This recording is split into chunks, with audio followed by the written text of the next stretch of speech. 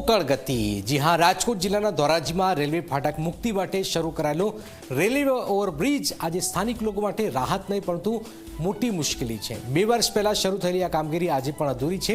ધીમી ગતિએ ચાલી રહેલા કામને કારણે વેપારીઓ, વાહન ચાલકો, સ્થાનિકો, રહેવાસીઓ બધા જ પરેશાન છે। ત્યારે શું થઈ રહ્યું છે આવું જોઈએ, જાણીએ, સમજીએ।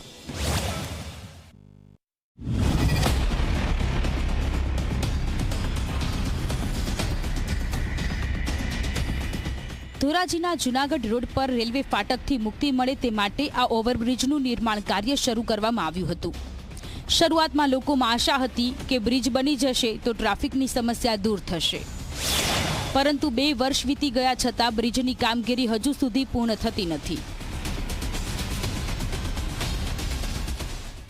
છેલ્લા 2 વર્ષથી આ કામકાજ ચાલુ છે અને ખૂબ જ ધીમી એટલે કહીએ તો ગોકળગાયની ગતિએથી આ કામકાજ ચાલુ થાય છે। અને અમને પ્લાસ્ટિક ઇન્ડસ્ટ્રીઝના જે પૂરા ભારતમાંથી જે વેસ્ટ આવે છે એ ટ્રક ચાલકો, વાહન ચાલકો ખૂબ હેરાન પરેશાન થઈ રહ્યા છે।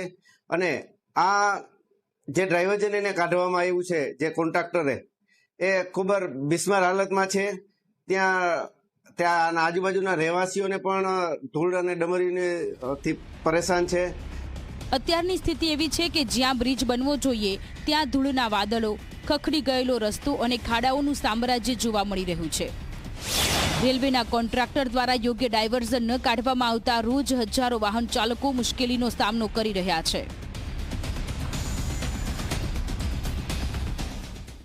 આ રસ્તા ઉપર દરરોજ આવન જાવન કરીએ છીએ। આ રસ્તાનું કામ 1.5 વર્ષથી ચાલે છે, હજુ પણ પૂરું નથી થયું, તો આવવા જવાની ઘણી તકલીફ પડે છે। અને રોડ એનો જે બાયપાસ રોડ બનાવ્યો છે એ પણ બરાબર નથી બનાવ્યો અને ધૂળ ઘણી બધી ઉડે છે, એકદમ ધૂળ ઉડે છે અને માણસનું તબિયતની ખરાબ થઈ જાય છે। જામનગરથી વેરાવળ અને સોમનાથ તરફ જતા અનેક વાહનો માટે આ રસ્તો મુખ્ય માર્ગ છે, પરિણામે દિવસભર ટ્રાફિકની ભારે અવરજવર રહે છે। બીજી તરફ રસ્તાની બાજુમાં આવેલા દુકાનદારોએ પણ વેપાર ઠપ થવાની ફરિયાદ કરી છે।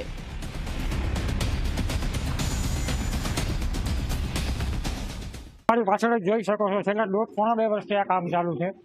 કામની અંદરમાં એટલી ગોકળગાયની ગતિએ કામ ચાલે છે અને અહીંયા અમને વેપારીને, આજુબાજુના રેસિડેન્સ એરિયામાં આ બંગલાવાળાઓને, પબ્લિકને ધૂળનો એટલો ત્રાસ છે કે જેની કોઈ સીમા નથી।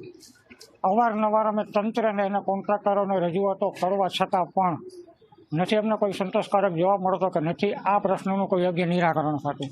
અને વાહન ચાલકોને પરેશાનીમાં વાત કરીએ તો આપ કદાચને અહીંયા 10 મિનિટ ઉભા રહેશો તો તમને 5 થી 6 વ્યક્તિ અહીંયા પડતી દેખાશે।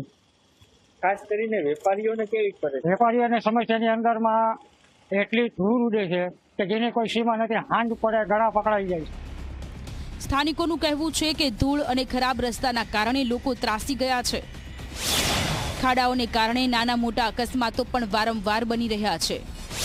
અનેક વખત રજૂઆતો કરવામાં આવી હોવા છતાં હજુ સુધી કોઈ અસરકારક પગલાં લેવાયા નથી। રોડ રસ્તાનું કામ બધું વહેલી તકે પૂર્ણ કરે સરકાર પાસે એવી માંગ છે કે આ રસ્તામાં 1.5 વર્ષથી હેરાન થાય છે। છેલ્લા 1.5 વર્ષથી આ કામ આમને આમ પડ્યું છે, કોન્ટ્રાક્ટર હજી એક્શનમાં નથી લેતા। અત્યારે આમાં તમને કયું કામ ચાલુ દેખાય છે? અને સર્વિસ રોડ આપ્યો છે તો સર્વિસ રોડમાં સારું કરો, એમાં પાણી ભર્યા છે, ખાડા એવડા છે। આટલી માંગ છે કે આ રસ્તા સારા કરી દે। લોકો ભારે મુશ્કેલીનો સામનો કરી રહ્યા છે। હવે પ્રશ્ન એ છે કે જવાબદાર તંત્ર લોકોની આ સમસ્યાનું સમાધાન ક્યારે લાવશે? ધોરાજીના જૂનાગઢ રોડ ઉપર રેલવે ફાટક પાસે જેતપુર R&B વિભાગ દ્વારા છે તે ક્યાંક ઓવરબ્રિજની કામગીરી છે તે ક્યાંક છેલ્લા 2 વર્ષથી આ શરૂ કરવામાં આવી છે, પરંતુ આ કામગીરી છે તે ક્યાંક ગોકળ ગતિએ ચાલતી હોવાના કારણે લોકો છે તેમાં એક પ્રકારનો રોષ છે તે ક્યાંક જોવા મળે છે। ઉપરાંત જે વાહન ચાલકો, વેપારીઓ અને જે સ્થાનિક લોકો છે તેઓને ધૂળની ડમરી તેમજ ખાડાઓને કારણે અકસ્માતનો ભય છે તે ક્યાંક સતાવ્યો છે। સાથોસાથ જે યોગ્ય ડાયવર્ઝન આપવું જોઈએ તે યોગ્ય ડાયવર્ઝન છે તે નથી આપવામાં આવ્યું ને તેના જ કારણે લોકો છે તે ક્યાંક અત્યારે ત્રાહિમામ પોકારી ઉઠ્યા છે। સ્થાનિકોનો આક્ષેપ છે કે આ કામમાં ગંભીર બેદરકારી અને ભ્રષ્ટાચારના કારણે આ સ્થિતિ છે તે ક્યાંક ઊભી થઈ છે. જ્યારે G24 કલાક દ્વારા આજે આ જેતપુર RNB કચેરી ઓફિસ ખાતે અધિકારીનો સંપર્ક સાધવામાં આવ્યો, પરંતુ એક પણ પ્રકારના અધિકારીઓ છે તે ક્યાંક અત્યારે આ ઓફિસ ખાતે હાજર છે તે ક્યાંક જોવા નથી મળી રહ્યા. તેમજ બોલવાનો પણ કંઈ પણ ઇનકાર છે તે ક્યાંક કેમેરા સામે છે તે ક્યાંક કરી રહ્યા છે. ત્યારે લોકો છે તેઓની પણ એક માંગ છે કે જે આવા જે અધિકારીઓ છે તેમની સામે પણ સરકારે છે તે ક્યાંક એક્શન લઈ અને કાયદેસરની કાર્યવાહી છે તે કરવી જોઈએ અને જે ઓવરબ્રિજની કામગીરી છે તે વહેલી તકે પૂર્ણ કરવી જોઈએ. ધોરાજીમાં વિકાસના નામે જનતાનું શોષણ ચાલી રહ્યું છે. કોન્ટ્રાક્ટર અને અધિકારીઓ ક્યારે જવાબદારી લેશે અને ક્યારે આ બ્રિજ પૂરો થશે? દિનેશ ચંદ્રવાડિયા, ઝી મીડિયા, રાજકોટ.